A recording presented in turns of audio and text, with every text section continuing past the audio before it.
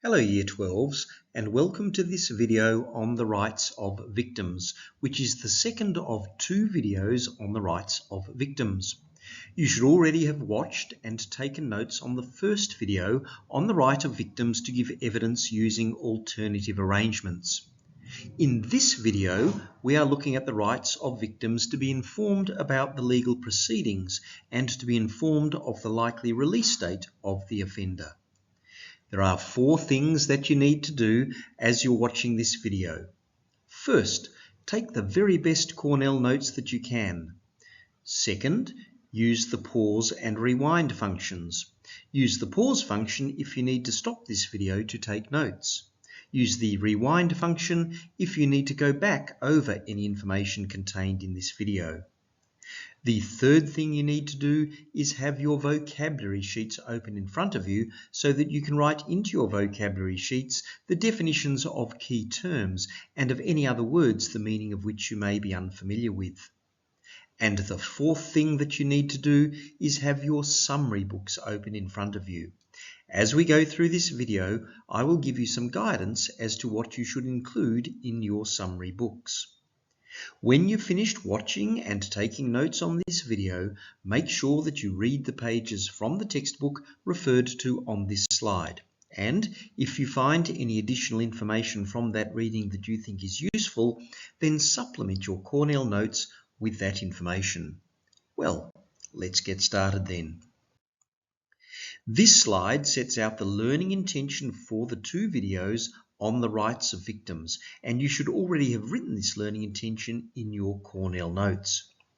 The first video was concerned with the right of victims to give evidence using alternative arrangements.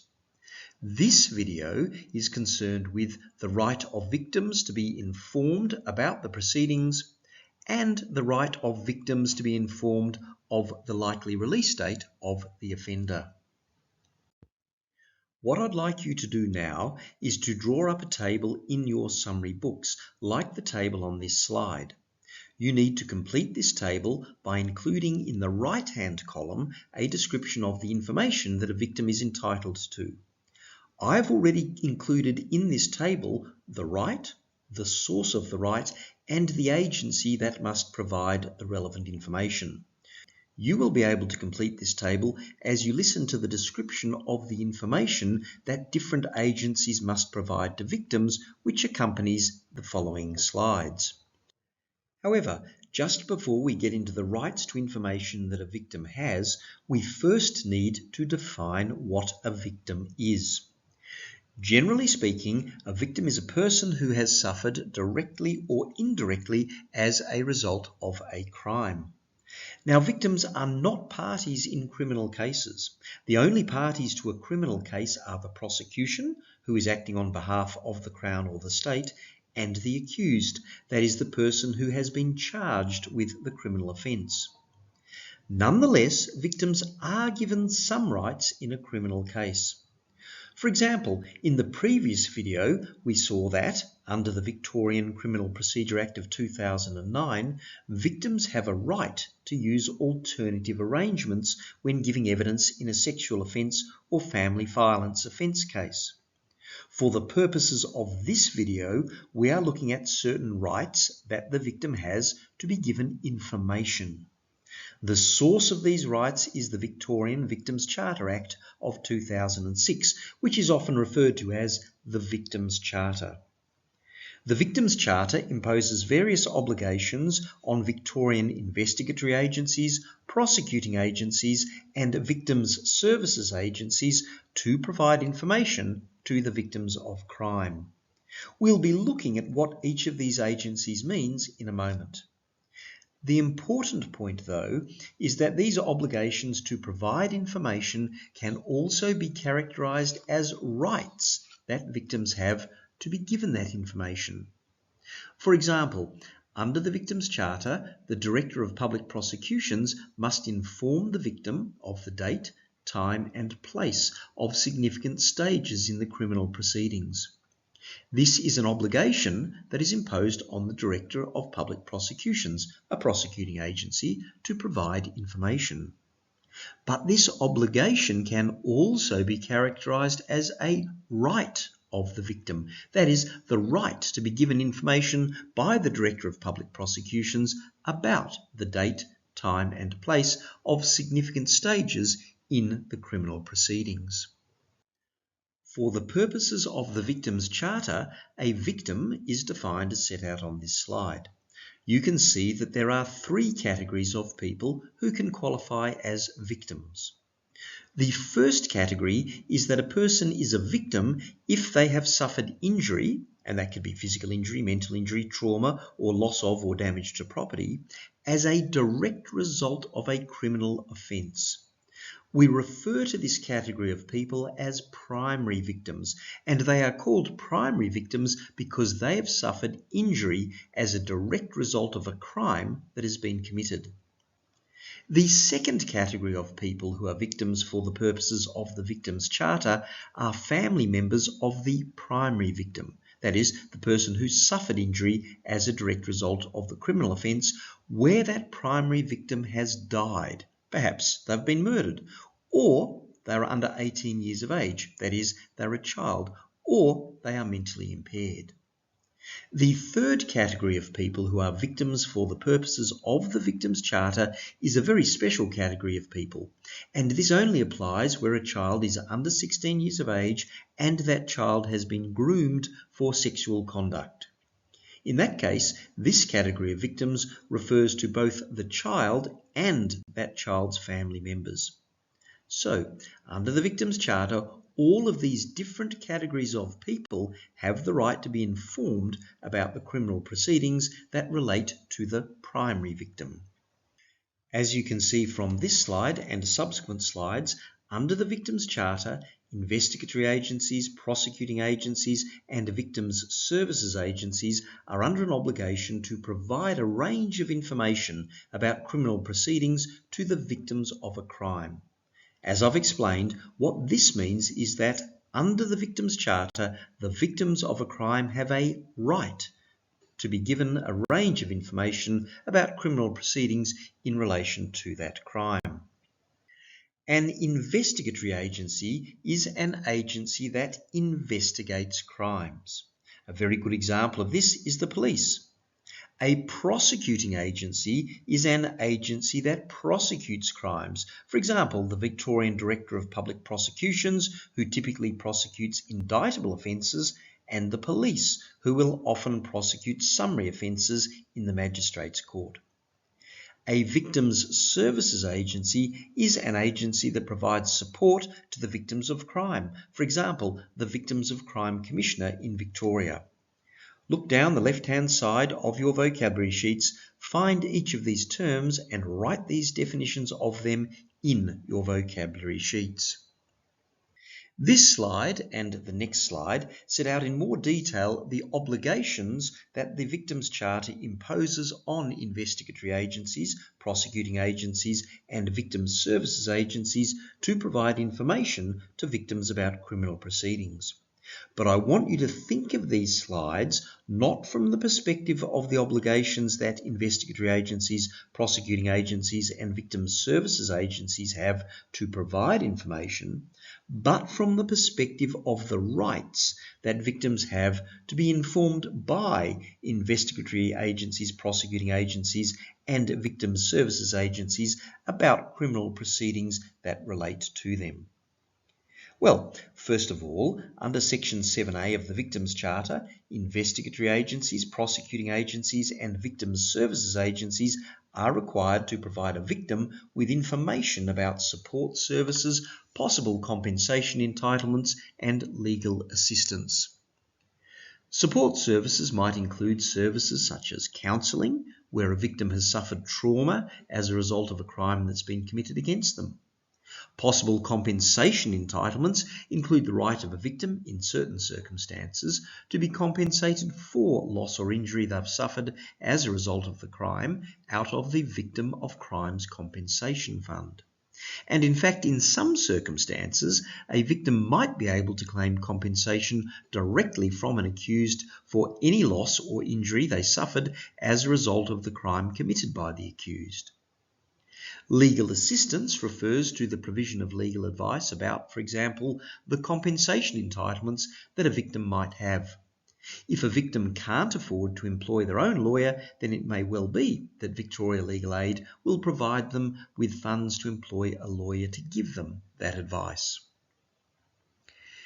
Second, Section 8.1 of the Victims' Charter requires an investigatory agency, such as the Victorian Police, to regularly inform the victim about the progress of their investigation into the criminal offence.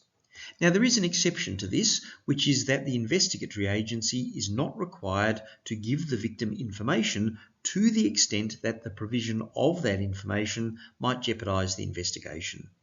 You can probably imagine circumstances where this may be the case. For example, it may be that the police don't want certain information made public, or at least disclosed to the accused, because if the accused knew that information, then they might be able to destroy vital evidence that the police need to successfully charge that person with the relevant criminal offence. Third, Sections 9 and 9A of the Victims' Charter impose an obligation on prosecuting agencies, such as the Director of Public Prosecutions and the police, to keep victims informed of a number of matters. In this regard, there are 4 categories of information that prosecuting agencies must provide to victims. The first category of information about which a prosecuting agency must inform a victim is the charges that are laid against the accused, or, if no charges are laid against the accused, the reason why no charges have been laid. In addition, the prosecuting agency must inform the victim of any changes to those charges. Charges will often be changed as more evidence comes to light. The prosecution might, for example, decide that some of the initial charges that were laid are now no longer appropriate, but that it's proper to lay other charges against the accused. The prosecuting agency must also inform the victim if it decides to drop any charges or if it decides to accept a plea of guilty by the accused to lesser charges. For instance, in murder cases, it's frequently the case that the prosecution will charge the accused with murder or, in the alternative, with manslaughter. And the prosecution will then drop the charge of murder if the accused pleads guilty to the lesser charge of manslaughter. The purpose of doing this is to try to avoid the cost and time and trauma of a trial on murder, and this is made possible because the accused has pleaded guilty to the lesser charge of manslaughter. The only question for the court then is what punishment it will impose on the accused because they've pleaded guilty to manslaughter. The second category of information about which a prosecuting agency must inform a victim relates to the time and place of the hearing of the criminal proceedings. Where the police are prosecuting, that is, where the offence is a summary offence, the police must inform the victim about how the victim can find out this time and place.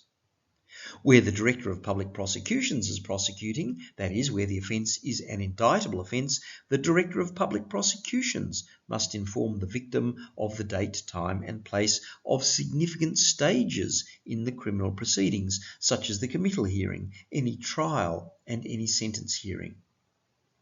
The third category of information about which a prosecuting agency must inform the victim is the outcome of the criminal proceedings, including whether the accused has been committed for trial, the verdict, and any punishment that's imposed on the accused.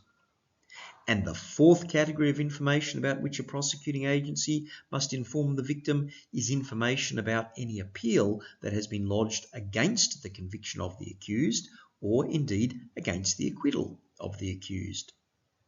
Apart from telling the victim about any appeal, the victim is entitled to be told about the grounds of appeal, that is, the reasons for appeal, and the result of that appeal. Returning now to other information provision obligations under the Victims' Charter, we come to our fourth set of obligations.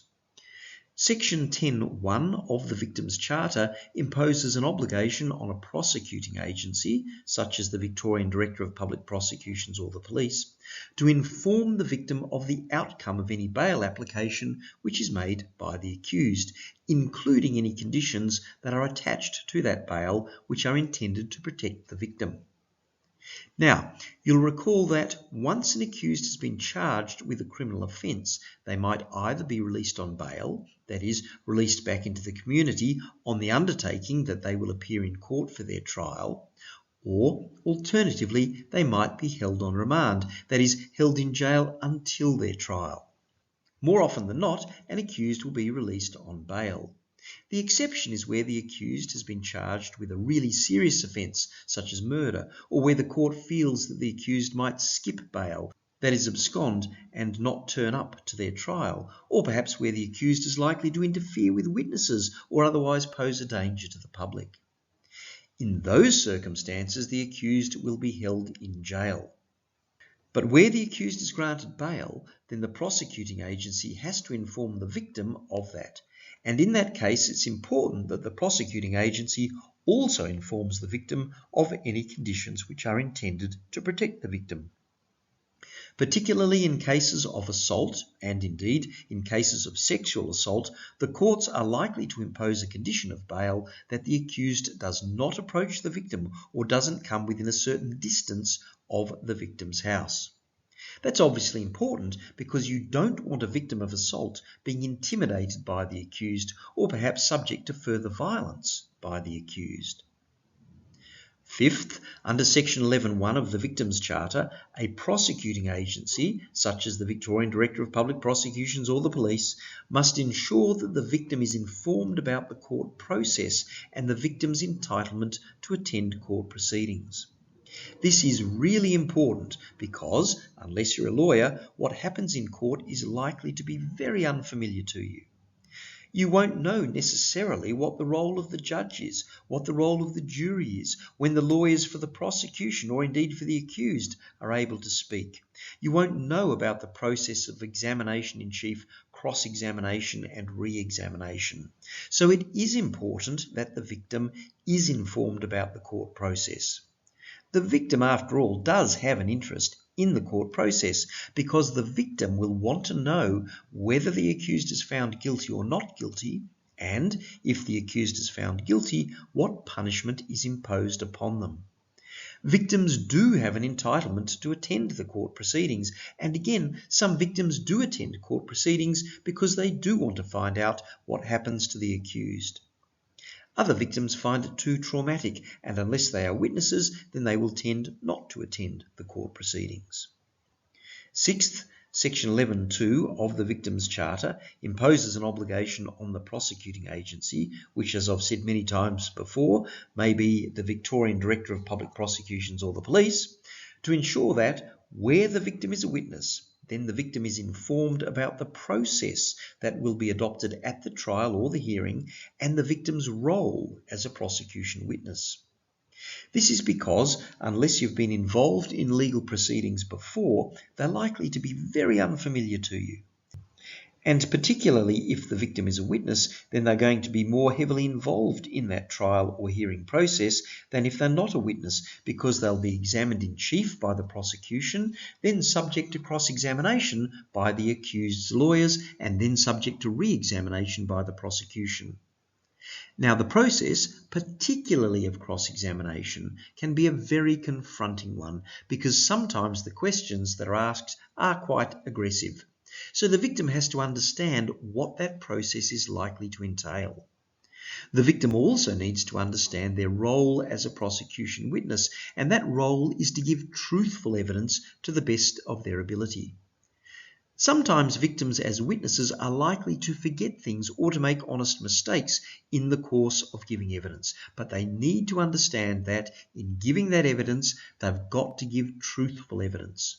They can't bias their evidence, for example, towards the prosecution. In addition, the prosecuting agency must inform the victim of any alternative arrangements available to the victim when giving evidence. We looked at these alternative arrangements in the previous video. Moreover, the prosecuting agency has to inform the victim of their right to remain in the courtroom after they have given evidence. Seventh and finally, Section 13(1)(a) of the Victims' Charter imposes an obligation on the prosecuting agency to inform the victim of the victim's entitlement to make a victim impact statement. A victim impact statement is a statement written by the victim that sets out the impact of the offending on the victim. This could, for example, be a physical, psychological, or financial impact. The victim impact statement is not evidence that is used to decide whether the accused is guilty or not guilty. Instead, it is only provided to the magistrate or judge after the accused has pleaded guilty or has been found guilty. The purpose of the victim impact statement is to provide the magistrate or judge with information that is relevant to sentencing the accused. Typically, if the impact of the offending on the victim, as disclosed in the victim impact statement, is serious, then the magistrate or judge will sentence the accused more severely. For example, by imposing a longer term of imprisonment on the accused. You'll recall that, in the learning intention for this video, you need to be able to explain both the right of a victim to be informed of the proceedings and also the right of a victim to be informed of the release date of the offender. This slide deals with the right of a victim to be informed of the release date of the offender. The right to be informed of the release date of the offender derives from Section 17 of the Victims' Charter. This section provides that a victim of a criminal act of violence may request to be included on the victim's register. A criminal act of violence includes an offence such as rape, aggravated burglary, that is burglary with a weapon, kidnapping, and culpable or dangerous driving causing death. Look down the left-hand side of your vocabulary sheets, find the term criminal act of violence, and write this definition of that term in your vocabulary sheets. The Victims' Register is a register of information which is kept by the Victorian Department of Justice and Community Safety. If a victim is included on the Victims' Register, then the victim may be given certain information about the offender. This information includes the length of the offender's sentence, because they would have been sentenced to jail for such a criminal act of violence, and the likely release date of the offender.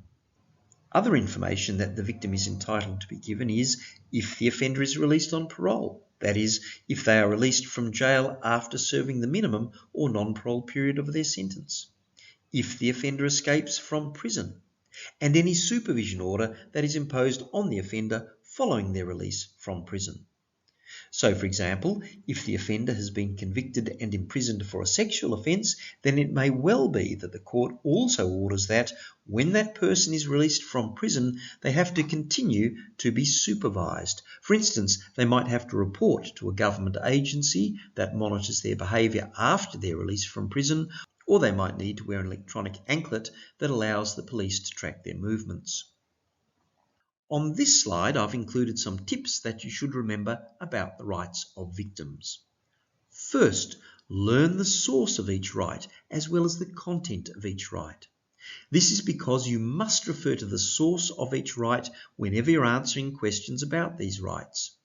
You don't need to remember the section numbers for each right, although it would be impressive if you did. Second, for the alternative arrangements, make sure that you learn the circumstances in which those arrangements apply. These circumstances are where the victim is a witness in proceedings that involve a sexual offence or a family violence offence.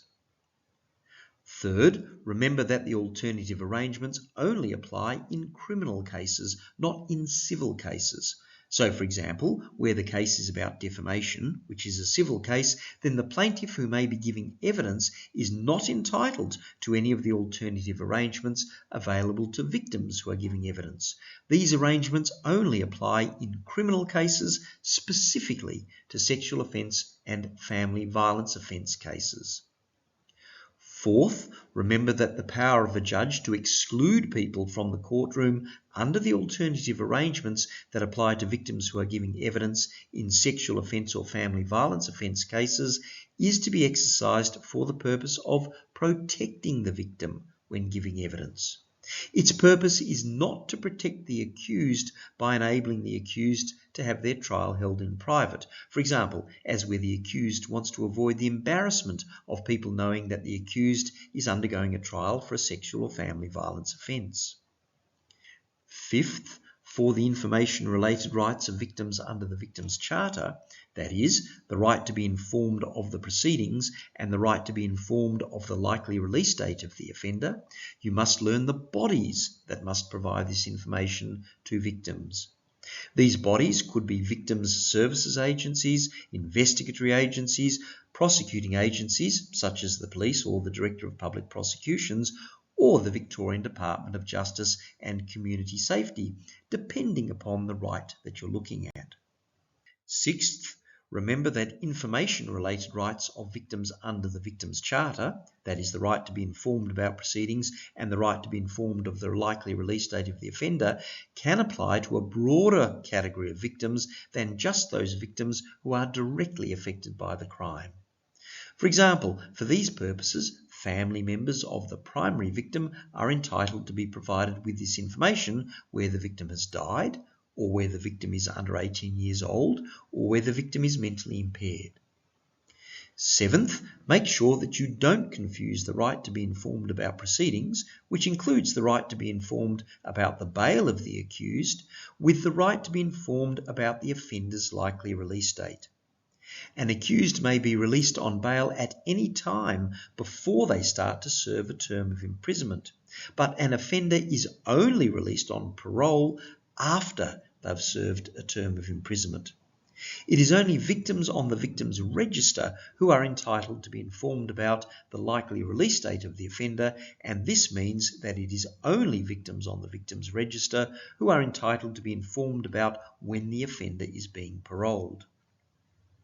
Put another way, while all victims are entitled to be informed about the bail of an accused, only victims on the Victims' Register are entitled to be informed about the release date of the offender on parole. And finally, make sure that you read any exam or SAC question carefully to see whether it's asking you about the rights of the accused or the rights of the victim. It's very important not to confuse these rights in the context of any such question. Well, that brings us to the end of this video on victims' rights. Let's just reiterate what you should have come away with, what the learning intention is from the two videos on the rights of victims. You should now be able to explain the rights of victims, including 1, the right to give evidence using alternative arrangements, 2, the right to be informed about the proceedings, and 3, the right to be informed of the likely release date of the offender. We've looked at the first of these rights in the first video and the second and third of these rights in this video. There's only one thing you now need to do, which is to read the pages from the textbook referred to on the first slide in this video. And if you find any additional information from that reading that you think is useful, make sure that you supplement your Cornell notes with that additional information. Thank you for your attention.